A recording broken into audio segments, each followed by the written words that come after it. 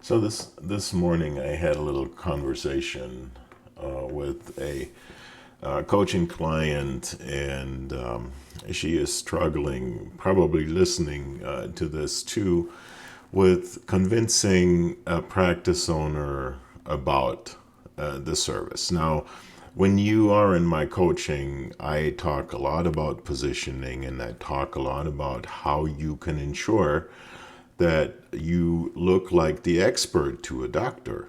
Well, I'm going to give you a little trick on how to do this. And you should already know that as a marketer, but we marketers know that if you look at yourself, then often you don't do what you recommend your clients do.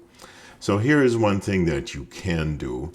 And I owe this specific sequence to a friend of mine. I've just adapted it to my own process.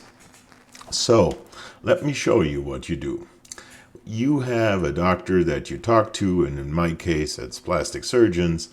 And what you do is when you connect with them through anything, you set them up on a campaign.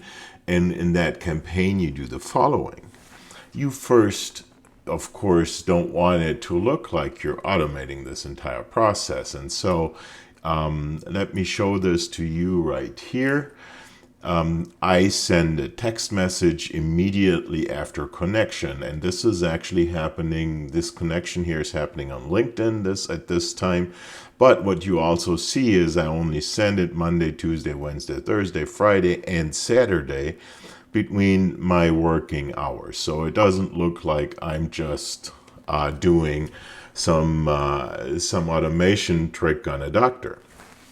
And so I send an immediate email, then I wait, and I also send a text message where I basically ask them, hey, Dr. Joe, is this Joe? And usually what that does, it starts a conversation. 8 minutes later, I actually explain who I am. And then when I go through this and I don't get a conversation started, what I do then is I basically start to bust their objections. Number one, on day one, you see here, I send an email where I talk about the problems with social media leads. I'm not sure if you realize this, but a lot of your prospects, for them, this is not the first rodeo. And so they have talked to marketers that are not able to actually do something. And so they have something like PTSD when it comes to social media leads. So the first question you probably get is this social media. This is, by the way, also what the coaching student of mine was struggling with this morning, because the doctor basically insisted to know where the lead's coming from. And the question is, why is that? So there is an email going out that talks about this. Then there is an email going out where I actually start to position myself. And when you think about it as a marketer, what do you want? You want to work with clients that can actually handle your leads. What is the problem that you get as a marketer? The number one reason if you produce leads is the doctor can't handle them. And so what you need to make them understand is that bad leads obviously happen when you or how do I say this? When somebody tells you you're producing bad leads, there's either the possibility that you do, which, if you're a marketer, you probably know how to generate them. You know your leads are okay. You need to follow up with them, but you need to ensure that the practice does. And that's the number one reason why you refuse to work with a practice. That's also the number one reason why you don't get the job, right? It's because they don't know what to do with leads. Now, scarcity and urgency is something that is important, but it is often misused. So that's another objection that you have when you're on a call where somebody says, okay, why would I buy from you? And then you're on the call and you say, well, the price going up tomorrow.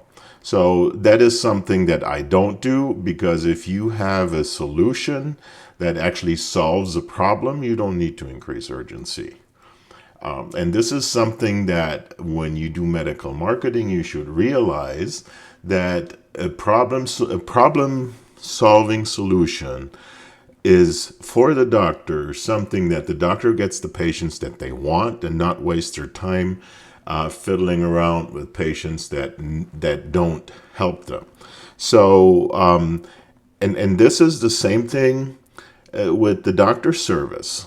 You know, the reason why all you marketers, medical marketers, are doing coupon advertising is because you don't know what the heck you're doing.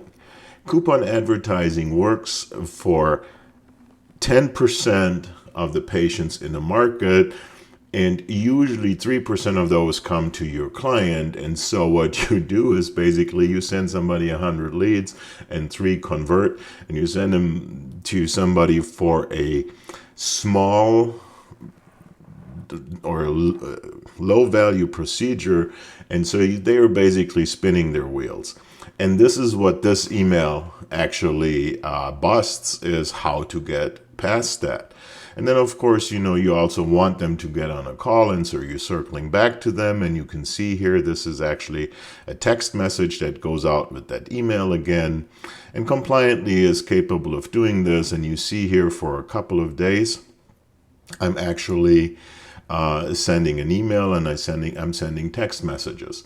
Now, when you add somebody to this, basically what you do is you bust the objection, and you don't bust the objection for them to buy from you. The first step that you always need to do is talk to somebody. Sales happen on the phone in this market. So if you can't get on the phone with a prospect, you have lost. And so what you're doing is you're busting objections to get them on the phone, not objections about your service.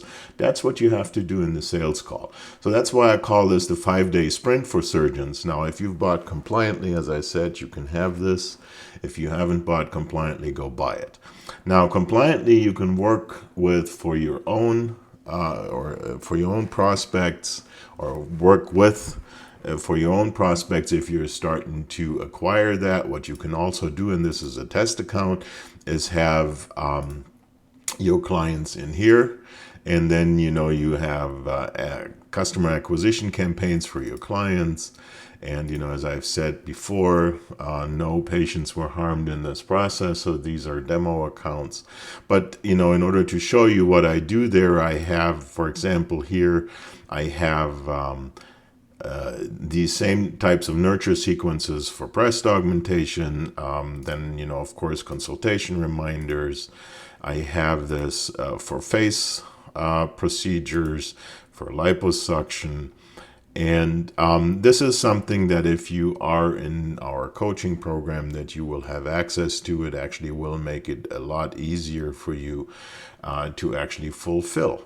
So there is in this, for the plastic surgeons, I have a lot, because I've done a lot of plastic surgery marketing over the last 15 years.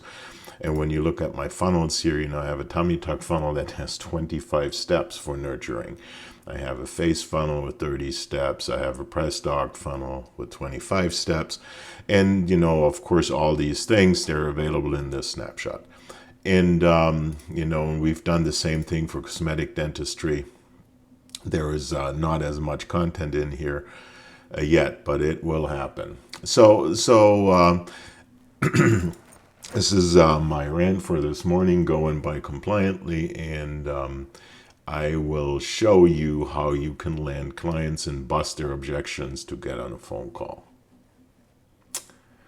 Okay, that is it for today.